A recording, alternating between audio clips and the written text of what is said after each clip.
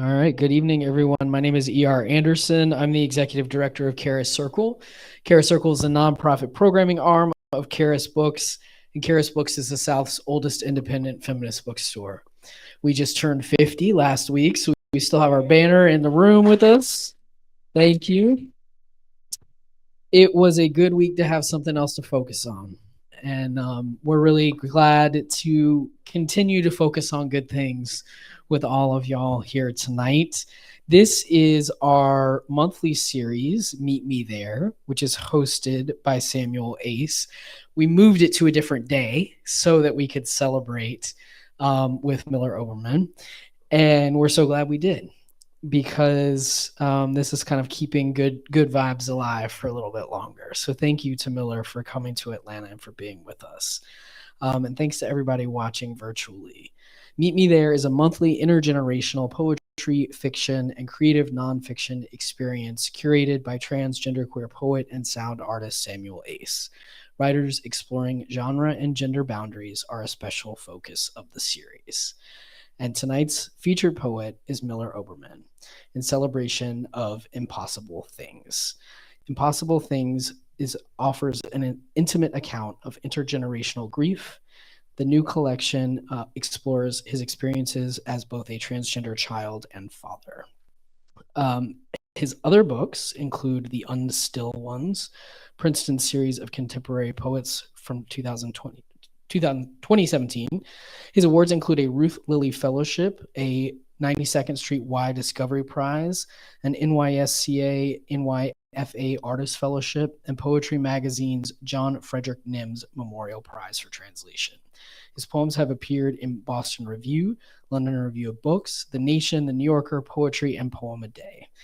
Miller is an editor at Broadsided Press, which publishes visual literary collaborations and serves on the board of Brooklyn Poets. He teaches writing at Eugene Lang College at the New School.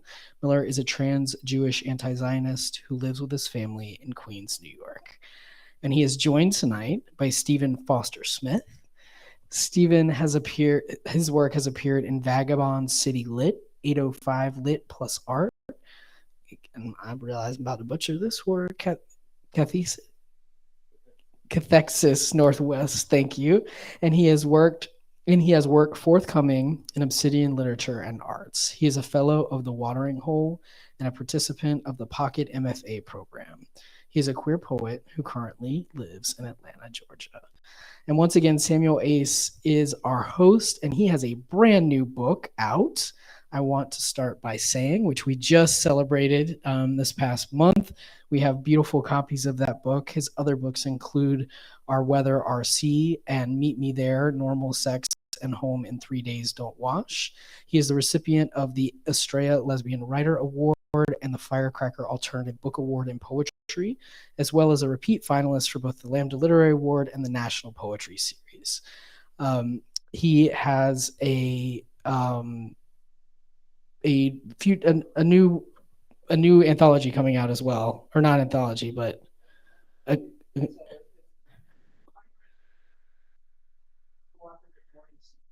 hybrid work co-authored with Maureen Seaton, which normally is in your bio, but for some reason is not written out tonight. So I apologize. So we're so glad you're all here, and we're glad all of our virtual friends are with us. So I'm going to kick it right over to Sam so that he can begin. But put your hands together once more for all of our poets.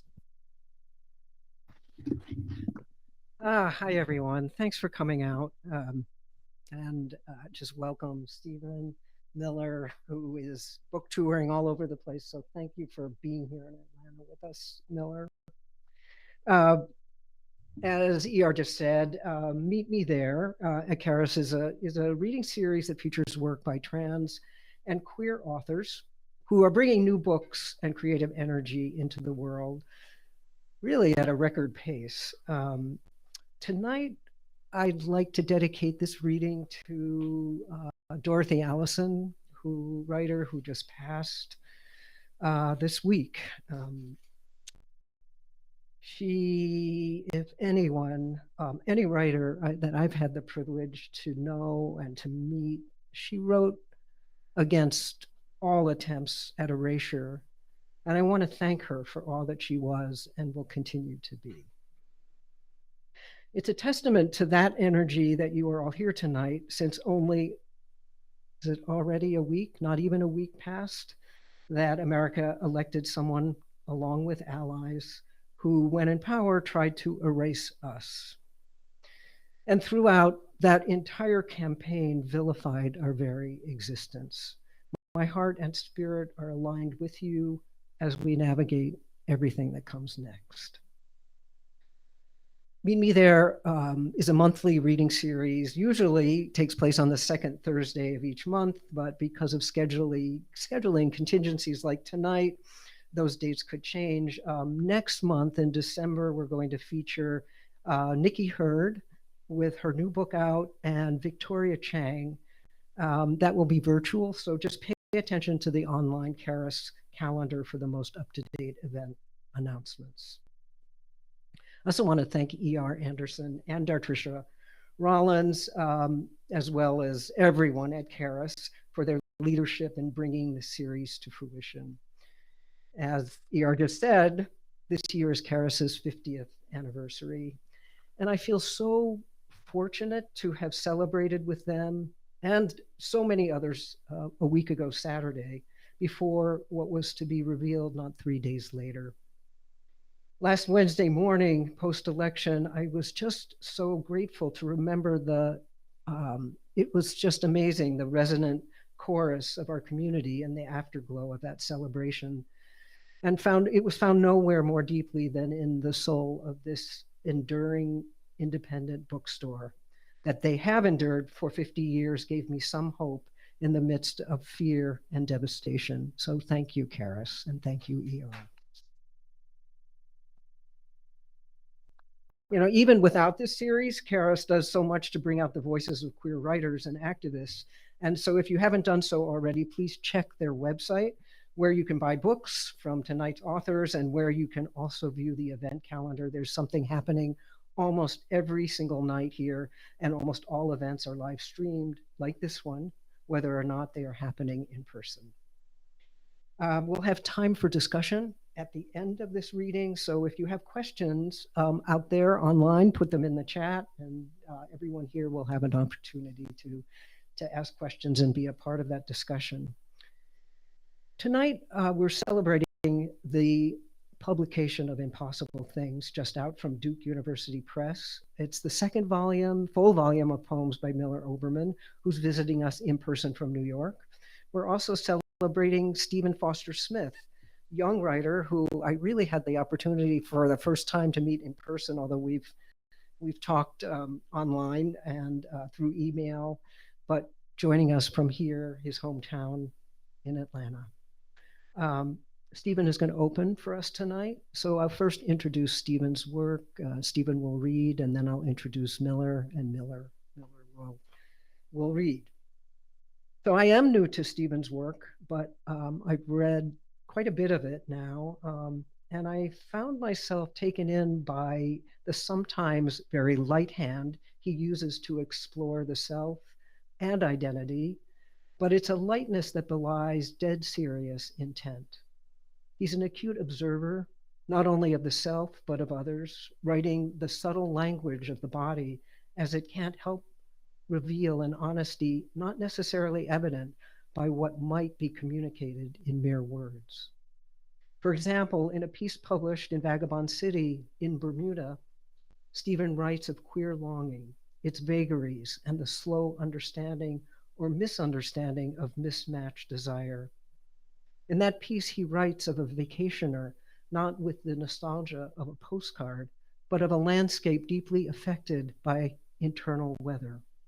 As Dorothy Allison taught us, the writer who writes and documents the honest reality of queer desire is even more of a treasure in this time of great erasure. Quote, "You see," Stephen says, "desire is too big to take up residence in my mouth, so I let it live in the air instead." Please welcome Stephen Foster.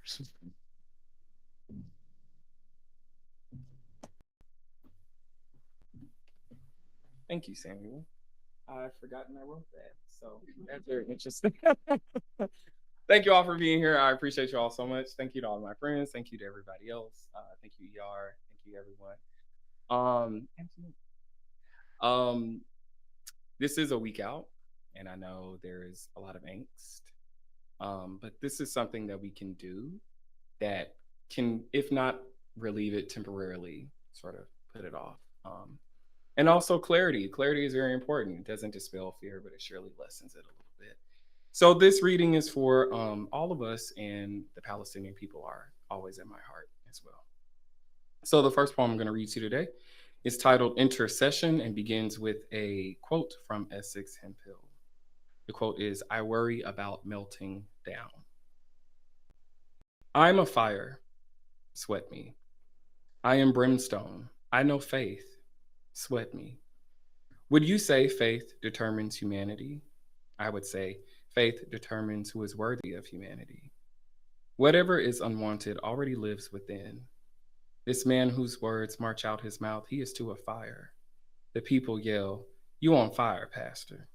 He thinks I'm brimstone, that I deserve no praise, wants me out his sanctuary before I set it ablaze. He orders everyone like me down the church steps. We run out, we run back in. We have nowhere to go. We run back out, then back in. We run all around town until we can't no more. I am tired of running. It saves no one, only tires them dead. I am tired of thinking. Sweat me. Don't snuff me. Save me." This next poem is also titled Intercession. So in the Black church, an intercessory prayer is praying on behalf of something. So this is on behalf of the habitual bee.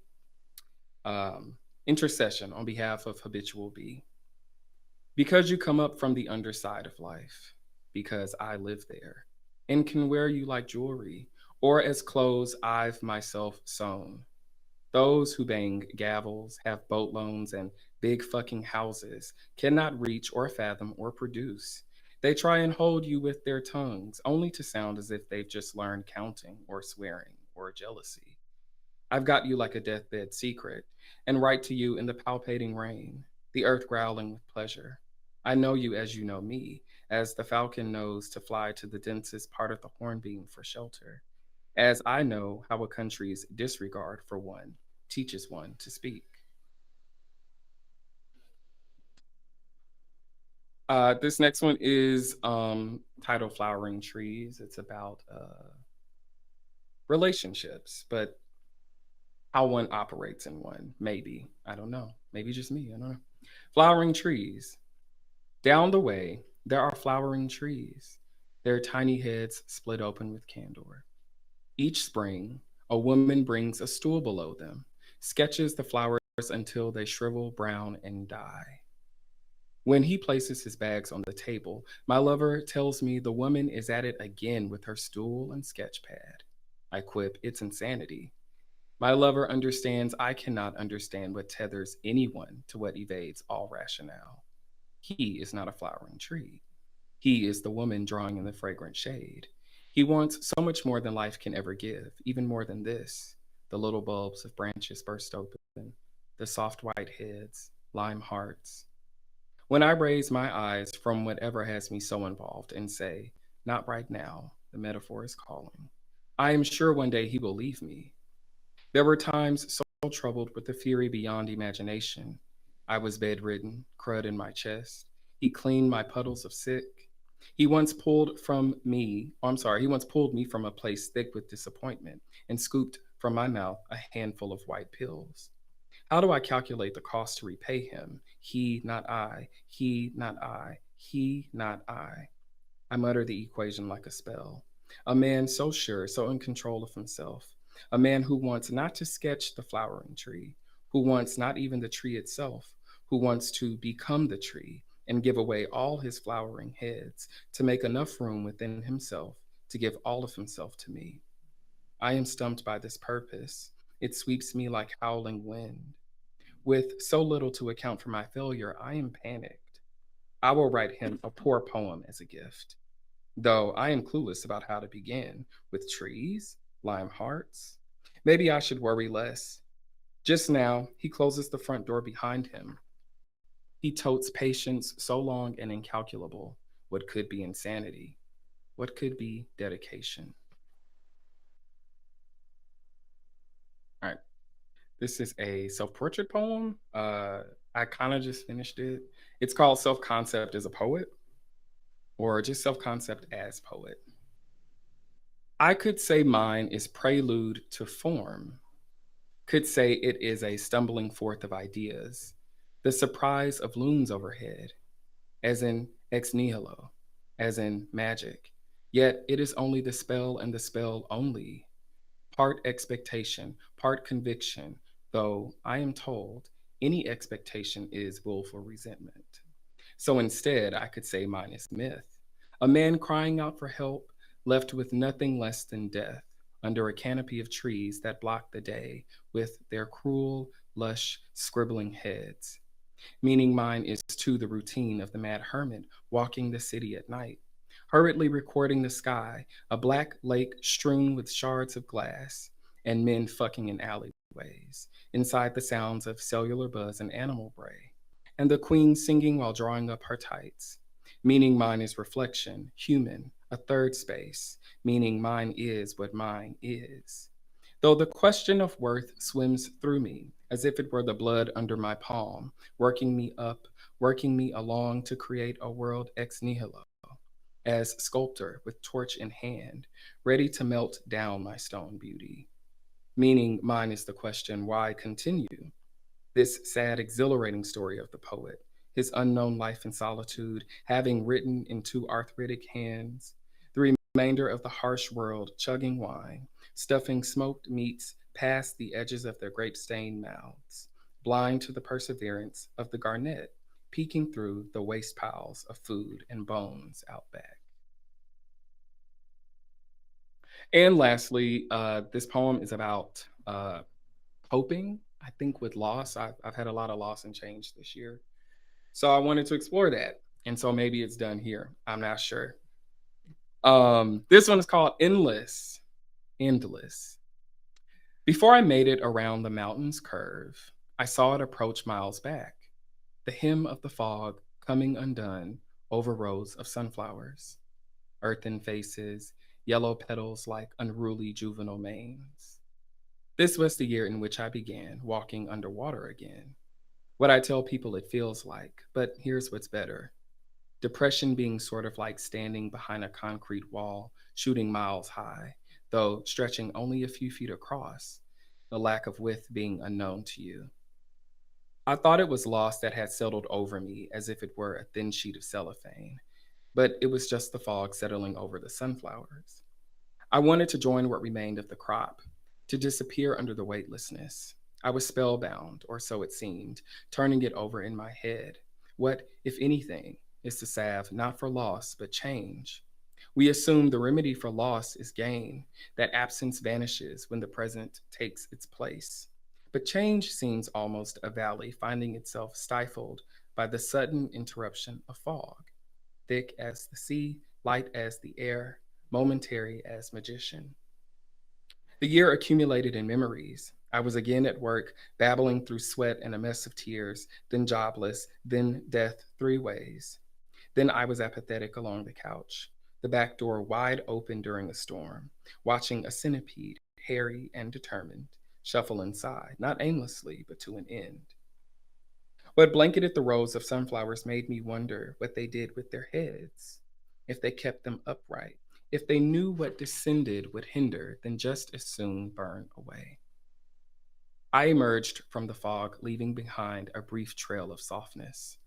Thought I could see the bottom of the sunflowers, sort of like sturdy green torsos turning beneath the fog. And the year moved on, my car still bending the mountainside into the sun, a gray light, it being unable to burn away, but for a moment had come undone. Thank you.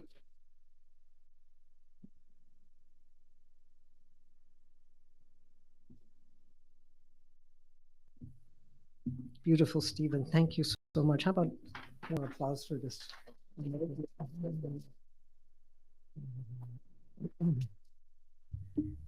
Uh, how's everyone doing? That was wonderful. I'm really happy to hear that work. I read Impossible Things by Miller Oberman a few weeks ago. And again, in preparation for this reading starting this last Wednesday. The second time I found myself crying on almost every page. Miller's words, which moved me deeply the first time through, couldn't help but take on a greater weight in my grief post-election. The arc of this book follows fathers, not the generalized or expected lives of more typical cisgender fathers, but Miller's own father's grief at the loss of Miller's half-brother who lived and died before Miller was born. And then Miller himself as trans and a father nonetheless.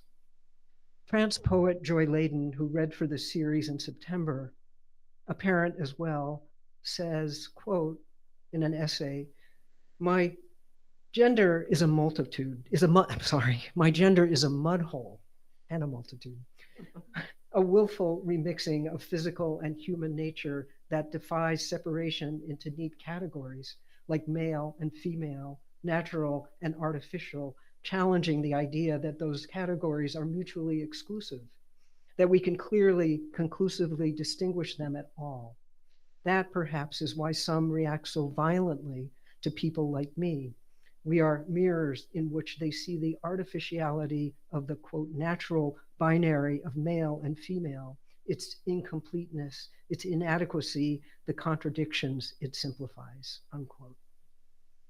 Reading Miller's work, I could not help but resonate with those complexities and their overlaps to our own lives. I thought of my own child, of being a father myself, whose father passed close to 15 years ago, to be trans and a father, to be known and yet unexpected.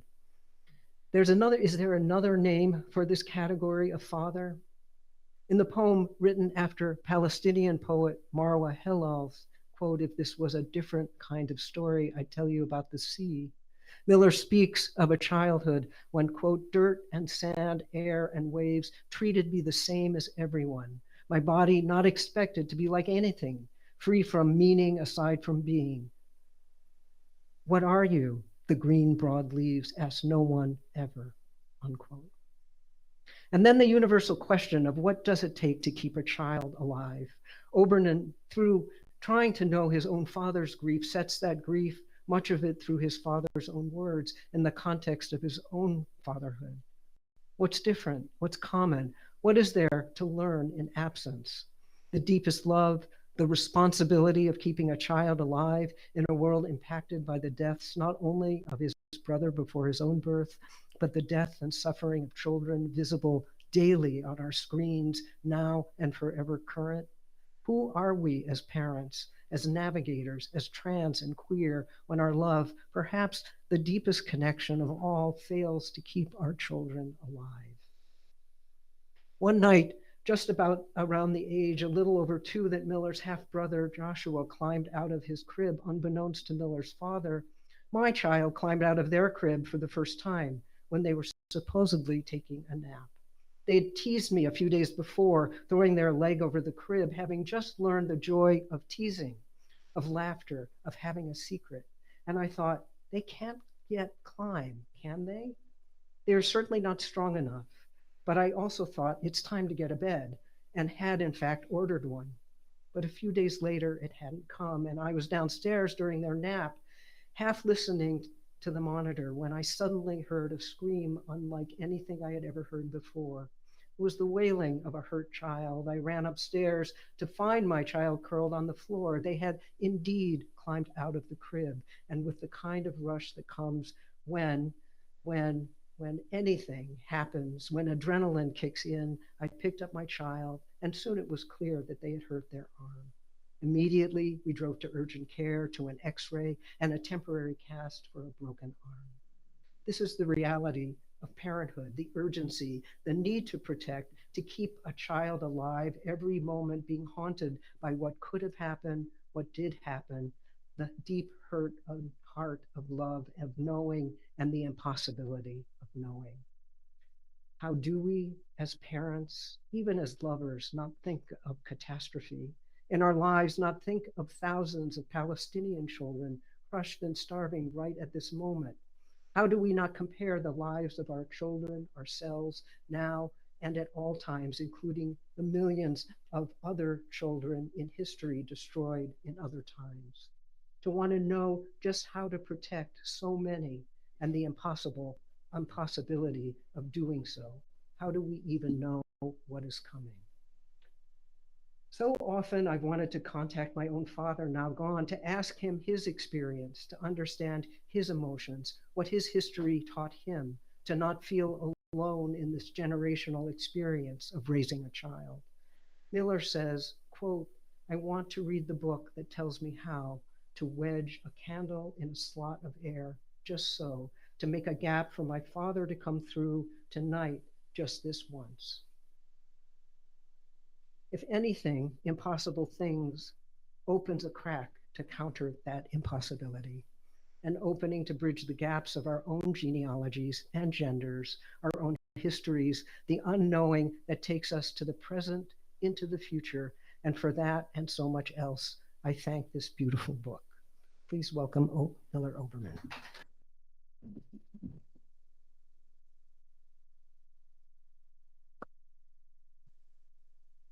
I have never been less interested in following an introduction or another poet.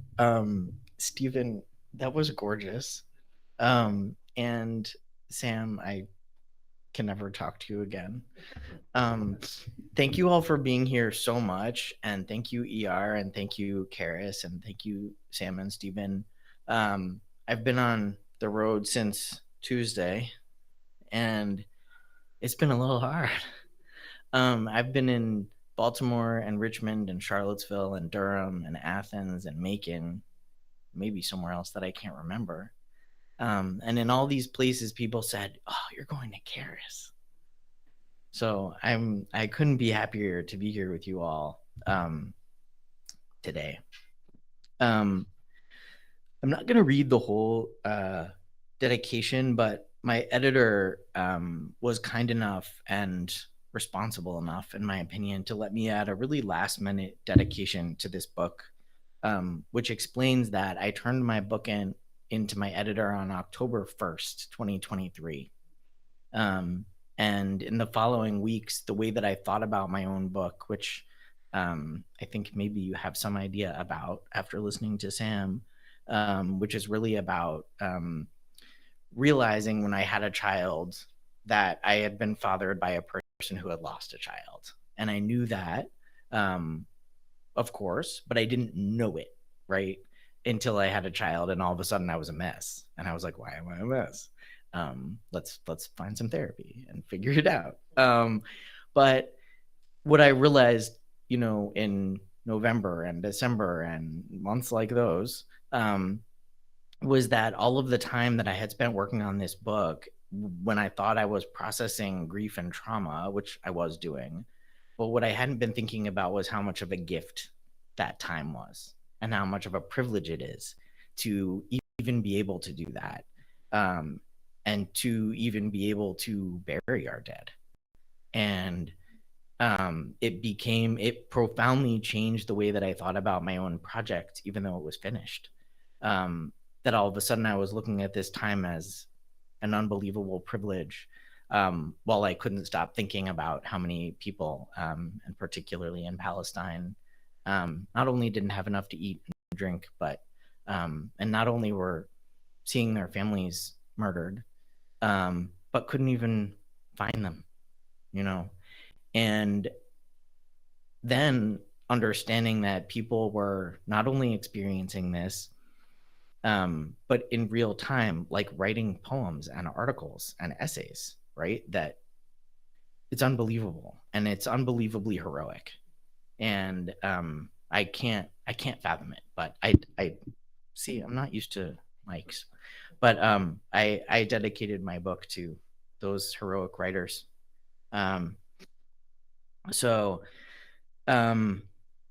it's been really different than I thought it would be to traverse the South this week reading poems about being trans. And I'm sure you all know that just as well as I do. But it's been a little odd. My book intersperses my own poems with erasure poems that I made out of a memoir my father wrote before he died, which he didn't finish. And so there's kind of a conversation going on in here. But I'll read some poems now and stop talking. I guess it is kind of talking, but this poem is called Joshua Was Gone. Joshua was gone, and in his place, one royal blue ked on the floor of Papa's closet, under the hanging button-down shirts and sport coats, houndstooth and herringbone. In among his softball cleats, his favorite slippers, his green-stained mowing the lawn sneakers, his mahogany tasseled loafers, a tin of boot wax. I sat there rarely and always alone to touch it. There in the lacquered dark, in the smell like leather soaked up the sun, then leaked it out gradually, I looked at my dead brother's shoe. The zigzag tread, pretty worn, the dirty white rubber trim and shoelaces. And in his place, we played fiery lava. We played stick knife fights, capture the flag, hide and seek. We played kittens in the laundry basket.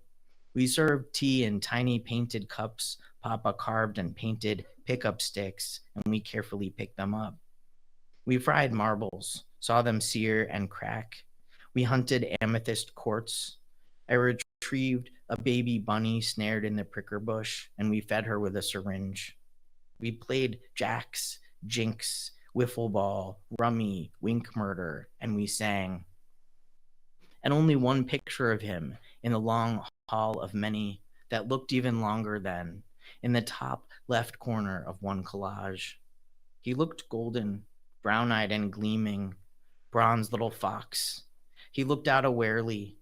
He looked like a toddler, face of a puzzle, face of a pip, face of an orchid, mouth of a plum, jaw of a hill of waving wheat, chin of a quince, neck of a gentle mountain, collarbone of wind over water. And in your place, an empty place.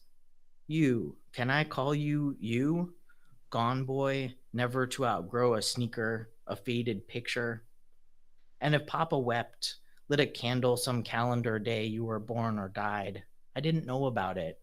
Papa's pain kept private from me, zipped up and boxed, quelled, jarred, let out in jags maybe, or concealed in ordinary rages, stubbed toe, or someone left a fan running.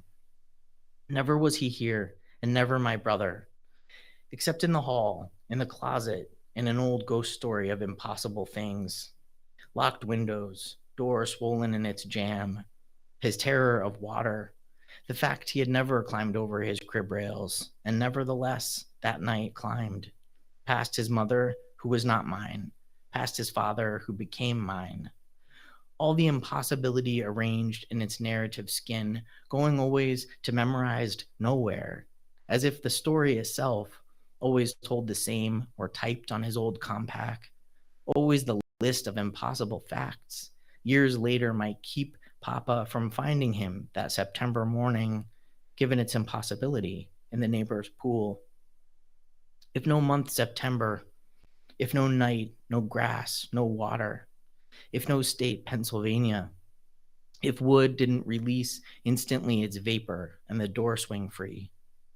I never inquired how they loved him. He, no one to me, just the gone kid, never truly gone. Such long time went since. Time moving through the house, the night wet green underfoot, dew on his sleeping clothes, his feet. Time the whole. Time shivering in red-brown edges who ripple, then push in, drowning in the night. The lock outside my door, hook and eye screwed tight when I turned to. So in the morning when I woke, I must cry out my upness, such little lungs, fizzing and oxygen.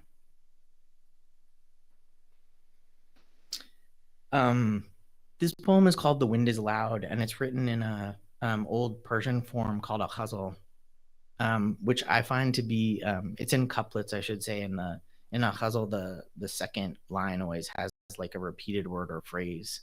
And I find it to be a really good form If you're dealing with any kind of like intrusive thoughts or repetitive thoughts. And the person in this poem called Rosie is my firstborn child. The wind is loud. The wind is loud on the water today. I think about him drowning. I walk to the store for a bottle of wine. I think about him drowning. I read to Rosie before nap in the rocker where he's drowning. I make her a peanut butter sandwich cut in triangles. Think about him drowning. I rinse her little blue plate and spoon in cool water where he's drowning. I get up to pee in the night with the light off and he's drowning. An old woman throws crusts to gulls. In their descent, I see him drowning, wondering if there's a word for how birds all move together, drowning. Thinking about my father, thinking about him drowning. I think about him drowning.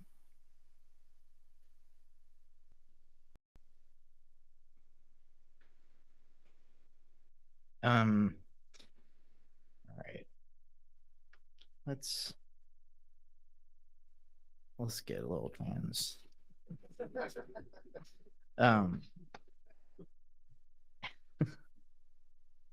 I wrote this poem, and then it was in the Academy of American Poets Poem a Day some years back, and I was like really excited to have a poem in that series because it's so amazing. And then I think the night before it was going to come out, because it gets emailed to like, I don't know, 20,000 people or something, and I hope most of them don't read their email.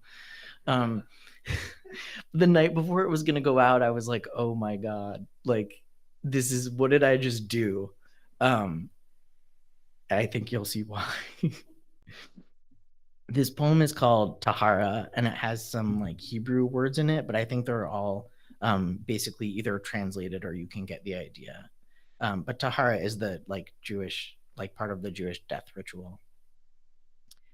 I'm wondering about you, Chevra Kadisha, the holy society who will prepare my body once I'm no longer in it for the earth. Will you know me already, or see me for the first time as you wash and shroud me, as my father was washed and dressed in simple white tachrachim, that's like a shroud, for those about to stand before God. Perhaps by then I'll know if I believe in God. I like the democratic nature of the shroud, an equalizing garment. You may see a body that surprises you. You may not have seen a man's body like this one before you, which I hope is very old, wrinkled, and, since I'm wishing, fit, muscled as much as an old man can be. You'll see scars, ragged dog-bit forearm, elbow my father picked gravel from over the sink, then flushed with foaming iodine, and the long double horizons on my chest, which trunked my body like a tree. If I am unexpected, let me not seem grotesque to you, as I have to many people, perhaps even my own parents, and others whose highest kindness was to say nothing. Please let me return to dust and peace, as the others did, and recite those beautiful psalms, remembering, as you go about your holy ritual, how frightening it is to be naked for another, at the mercy of a stranger's eyes, without even any breath.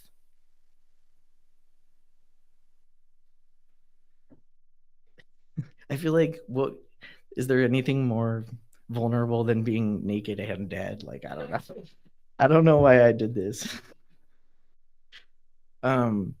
This is this is for you and everybody who did too much climbing when they were a child. I like to use a typewriter sometimes when I write because it kind of slows me down. But someone used it and now it got broken.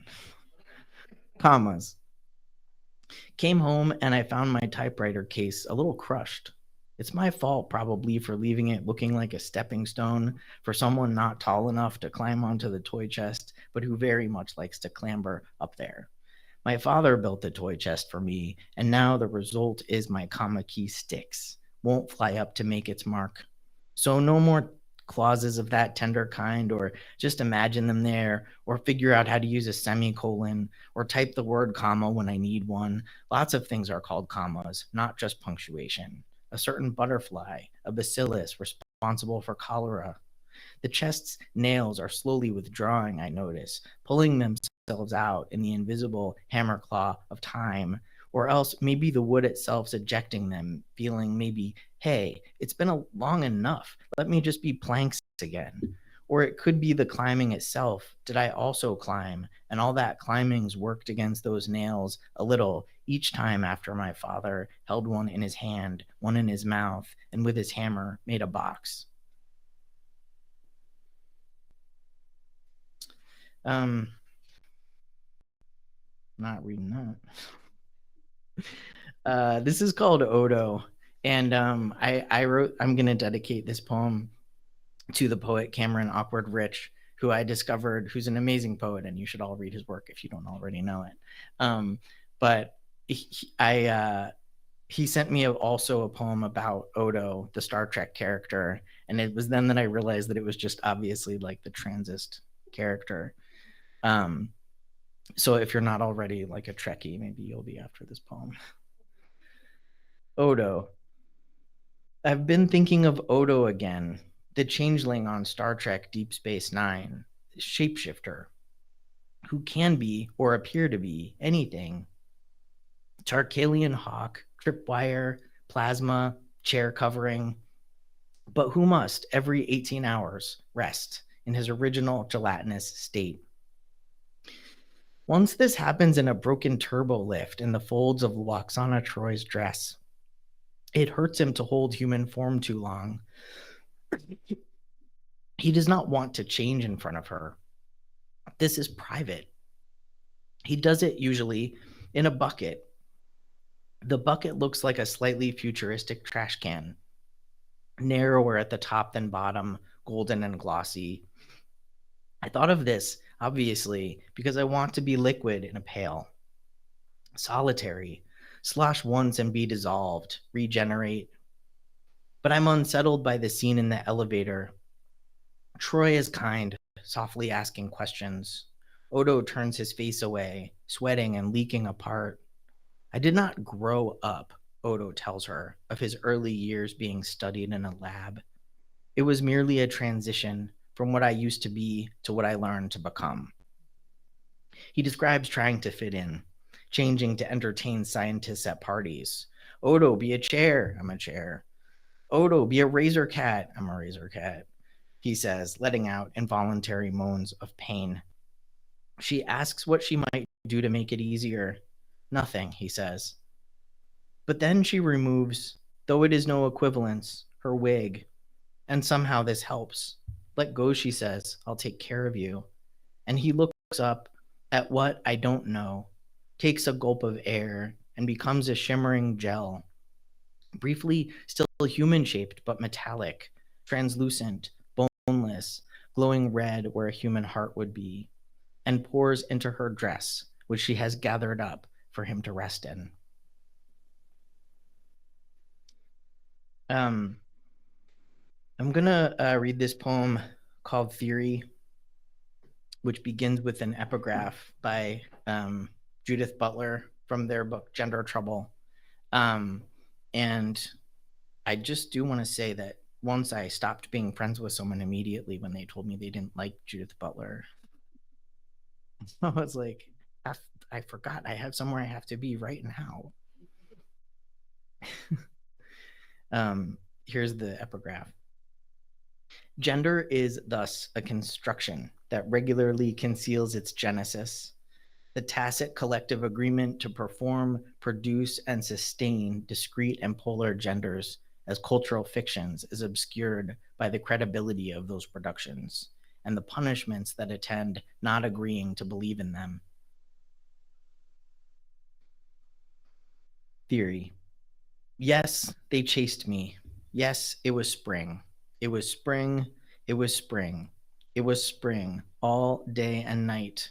All the trees leaning into light, their fuzzy buds and calyxes, the grass greener than whatever's greenest, the daffodils yellow and yellow and yellow and cream. This telling will be different, I swear, from when I was 18 and describe the perfect springiness of the grass under my high tops. Fuck the lyric mountains and the air. I had just turned 10. We were playing Capture the Flag when the boys in my class and their older brothers turned. In the mock Olympic Games, I'd won javelin, shot put, and wrestling. Came second in long jump, but that didn't matter now. They chased me. I fled. Past the echoing concrete of the pavilion, past barrel trash cans fizzing with flies, past the short field over the edge of Ragged Mountain. That's the real name of it. I say the real names of things when I know them. Maybe somebody said a name then, maybe to Ethan, lithe as a deer. Ethan, my friend, who'd given me a folding knife for my birthday, smiling quietly. Or otherwise their blood moved them like magnets, like swallows or certain bugs that hang together like nets, fly like they're woven together. Maybe someone said Dyke or Goy, their names for me. A boy who had just started shaving gave a whistle, gestured with his arm. My body pressed against the mountain's steepness. They are so high above me, I can see the soles of their shoes when they lift them up to kick dirt and leaves in my face. Zigzag, swoosh, honeycomb, head of a fanged, roaring wildcat. They stone me. Stone, stone, stone. Stone, stone. When I wrote of this before, I focused on the rocks, gave their scientific names, suggested I was becoming one. Naming things feels good. Cataloging has great colonial power and so distracting. A way of looking away. They threw and threw, all the roly-polies from under the rocks revealed and scurrying. No one came. No one stopped them. They stopped maybe because they got bored. At first they got farther away as they threw. Someone heel dragged a line in the grass and they stood behind it. Humans in a field. Men in the man-made ground, keeping at bay below the tree line's dark, dangling edge, something else, something not made like them, or unmade, abject and profane. I heard a sound from my body like a growl. Heat poured off my head. I felt my personness evaporating as the boys laughed upright in the mown field. I bellied up with millipedes, snails, last year's leaves rotting and skeletal. The body lost human speech then, but somewhere someone was writing. I know that now, at a desk in a cool room, shining-haired. You can't see them now, you in the bloody torn jeans covered with mountain stuff, but you will. They are explaining it, that these boys, Ethan, Noah, Sean, big blonde Jeff, who once picked you up and stuffed your whole body in a trash barrel, in a week's worth of discarded lunches, maggots, broken glass, and who claimed to have seen a movie called Carnal Knowledge, but wouldn't describe it. They are explaining it all in a book. They are saying you are a person who came first, not a copy. They are saying these boys are fictions, stoning other fictions. These are the punishments that attend. These are ghosts throwing at nothing.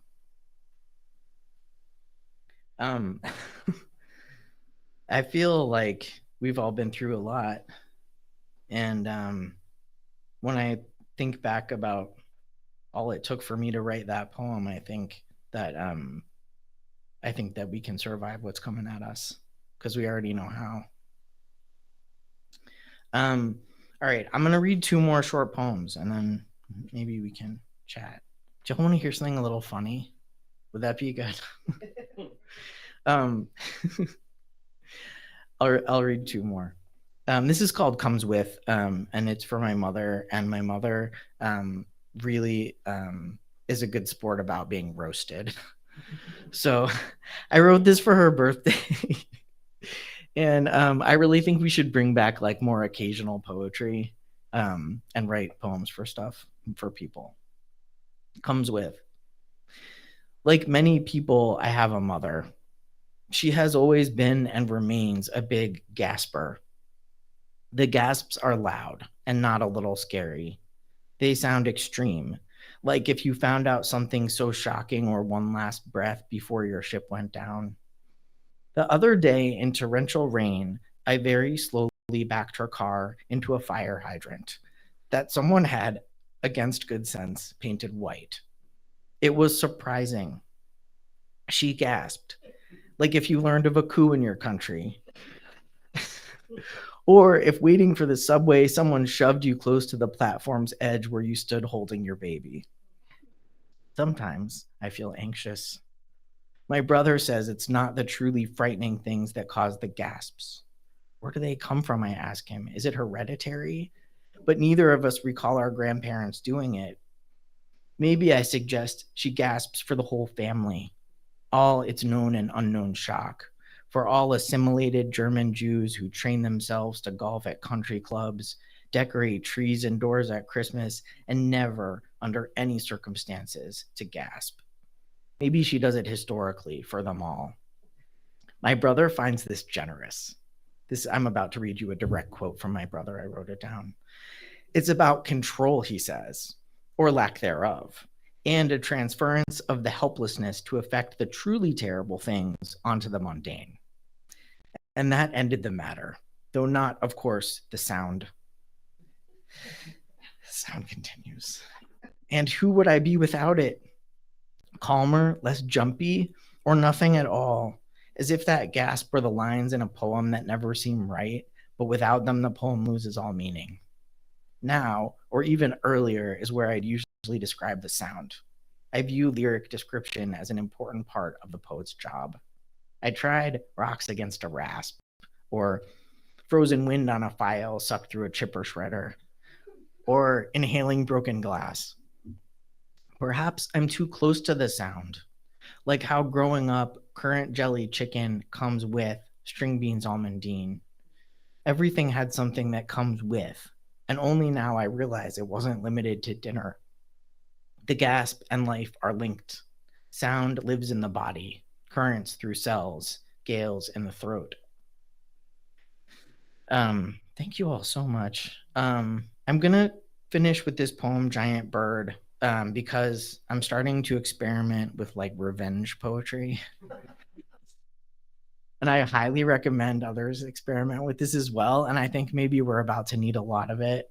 And one thing I often think when I'm out in the world and someone's being shitty is, don't you want to be more careful around a writer?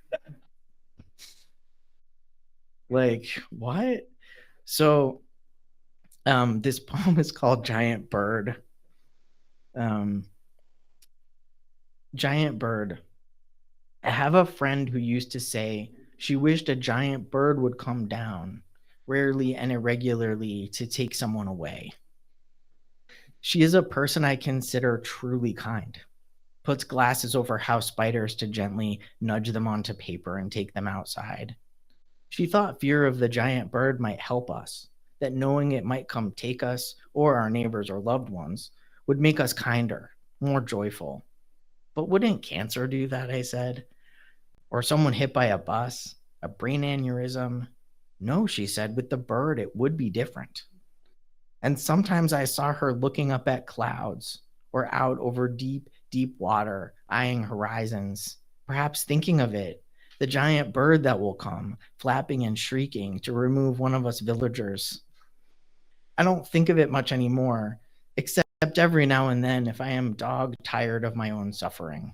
Like last week, when, shirtless on the exam table, getting an EKG to find out if I was having a heart or panic attack, the nurse, seeing my chest scars, asked in shock if I used to be a girl, and then asked me if my parents were okay with me, and told me about the one other trans person she'd met, a woman who even was pretty and even had a normal boyfriend who was even good looking.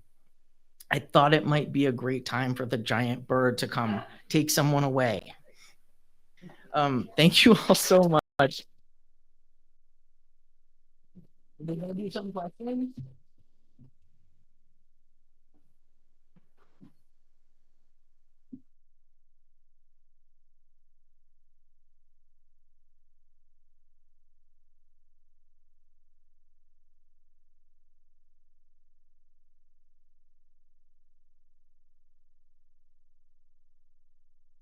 This is like the classiest thing I've ever experienced. Yes. Hi, thank you, Miller, so much. Stephen, I'm so happy to be here tonight with you and you all, and I hope you are too. I wouldn't want to be any place else, honestly. Are there any questions out there? Any thoughts, any questions online?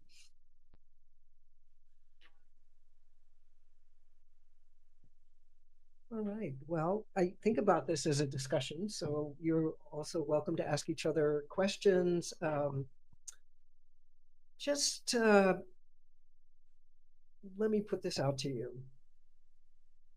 I find in both of your work joy, awe, catastrophe, grief, and the acknowledgement of the cost, which is sometimes terrible, of living as a person true to yourself, not only in body, but in our values. Perhaps this is just the most important question right now. How are you walking through? How are you taking care of yourself?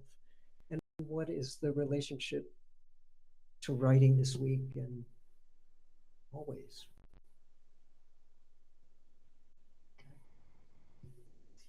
He starts us off. Oh, no. I'm like trying to catch up. Yeah. Do you want to go? I'll try. I mean, I think for me, like I've always been really jealous of people who write in like a cafe or something. I look at them scribbling in their notebook where they're like doing their kind of solitary thing in a space with other people, and I'm very jealous of it because I can't do that. Like I have to be super alone to write. But then like I need this, and I think that's really, to me, the answer is community, right? And taking care of each other and knowing that we're out there. And I think for me, like thinking of my own sort of worst tendencies towards isolation, if I wasn't out on the road this week, I feel like I wouldn't want to like take my head out from under a pillow. But I'm so glad that I by accident forced myself to be here. And it's reminding me how important community is, and to be able to have like a safe space to work, and then to be able to have a safe space to share. And even just this week, I'll say, like, I've been in bookstores, random places where I didn't know anybody, and I'm like, oh my God, am I reading this poem about my naked trans body, or should I just read something else? Right. And it's a choice. And I think as like a passing white trans man, like I am very used to at this point, like walking through the world with a lot of privilege. But I got harassed for wearing a mask in a gas station this week. And someone told me that I was bringing weakness and the devil into their town and that I deserved to die. And it reminded me of the first like 30 years of my life, you know? And I think it was I was, in a weird way, I was grateful for that reminder, because I think we are in this together, and it is, for some of us, in certain ways, it is a choice. You know, do I wear my keffiyeh to class, and is a student gonna try to get me fired? Right? Like these are choices that we make. Like, do I wear my T-shirt with a bunch of like trans shit on it or not? And I think it's really important right now to like make those choices when we're able to, and probably when people are with us, and like be safe and be smart, but to like keep making the work that we need to make, which we have always done. Yeah, I don't know if I even started to answer your question, but the question was unfair, so I did write this introduction in a cafe today. Yeah, right. see, yeah. You know, that's actually very interesting. Number one, I too am jealous of people who do that, because I call it going into the hole. Mhm. I tell my mom that, and my family, because they will inquire where I am when I'm on my couch. like just thinking or staring out the window and like being in isolation. But community does help. I think we have community here tonight.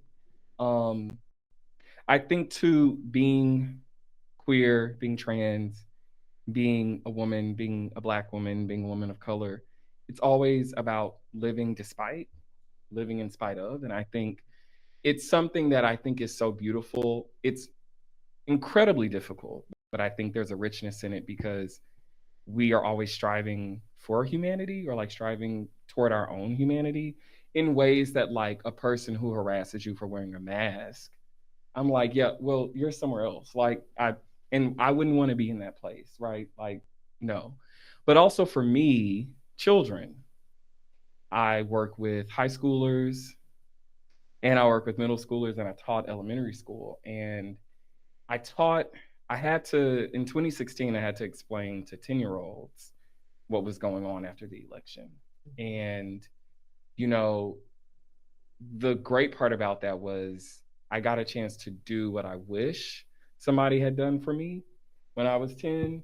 And I get to do that with high schoolers and I get to explore like what is masculinity with high schoolers in a way like where that wasn't my thing. You know, I get to talk to children about organizing in their community and thinking about the poor and liberating the poor. And I get to talk to them about Palestine. I get to talk to them about issues that that they are going to inherit, and I think that is energizing because like the youth know, like, and they know what's going on and like they're very clear about things and like they get a chance to look at what we're doing and say like, well, damn, y'all fucked that up, and we get to tell them like, yeah, we did, but like here's what you can do, like, and I think that is, for me, that's energizing every single day that I can do that.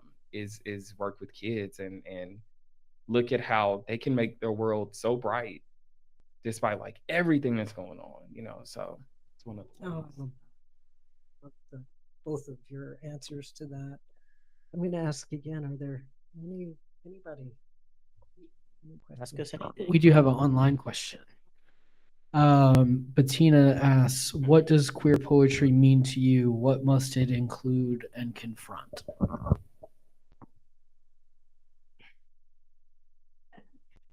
That's a very big question and wonderful.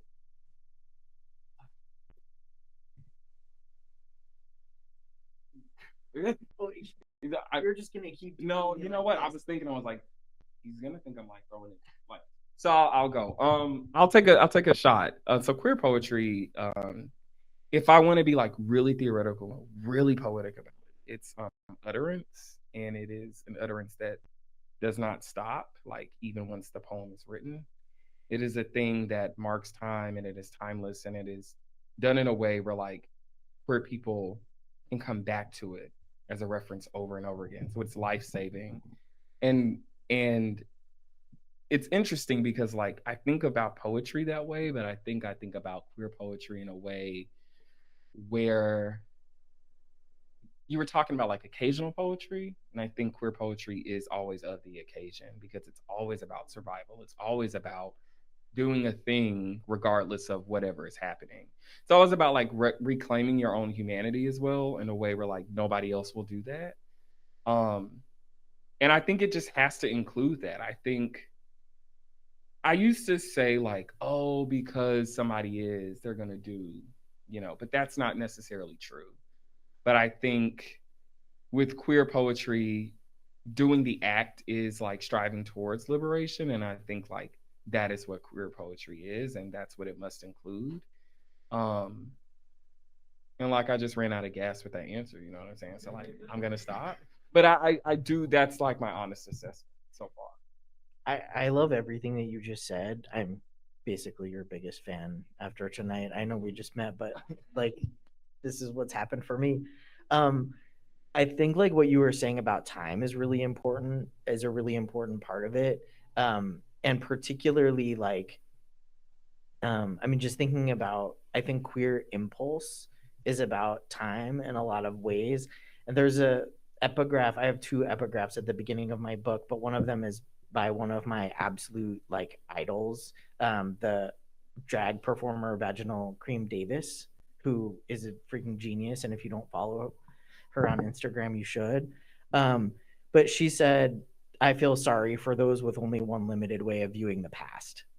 And I think in a way, like I view in my book, for example, the way that I'm dealing with my dad's work is just as queer as the poems where I'm like writing about being queer or being trans.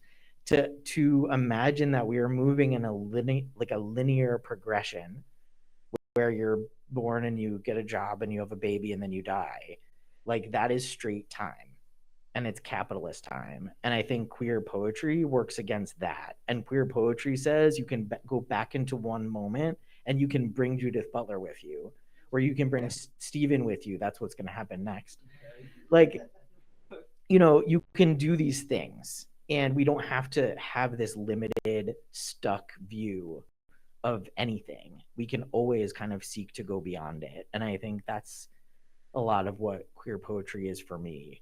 And it's a little bit like I know it when I see it, you know, in that way. And I think, like, I'm really sorry to tell this story, Sam, but like when I was a freshman in college, my friend brought Sam's books to my room and we sat there and read them like all day. And we were just blown away. And I think what I was most blown away by in that moment was the freedom that I felt, knowing that this work existed in the world. And I had no idea. And it felt like it made a bigger space for me and everybody I knew. And it made me feel free. And I think that's the feeling that, like, push towards liberation for all, you know, that you're talking about. Like, that's kind of how I feel when I read queer poetry.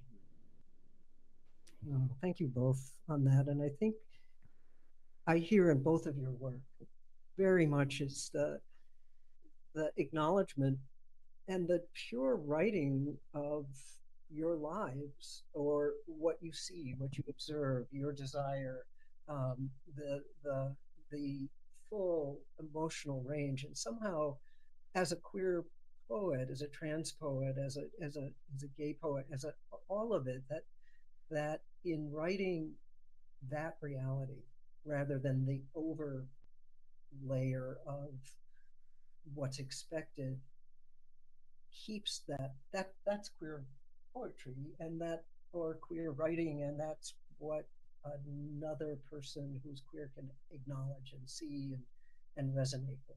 And I know the poets who did that for me, and the awakening that happened because of that. But that's the honest reality of queer language. I really feel that way. I know we're running past our time. Probably should. Yes. Okay. I'm getting the thumbs up from ER back there. So we'll probably wrap it up. So thank you everyone for coming. Please buy books from Charis. Keep any books, all books. Be here. You know, keep this bookstore going for another 50 years. Yes, thank you all so much for being with us tonight. We want to encourage our folks who are watching at home to buy Impossible Things from Charis online. You can click the teal button to do that. Thank you so much for being with us. We appreciate you.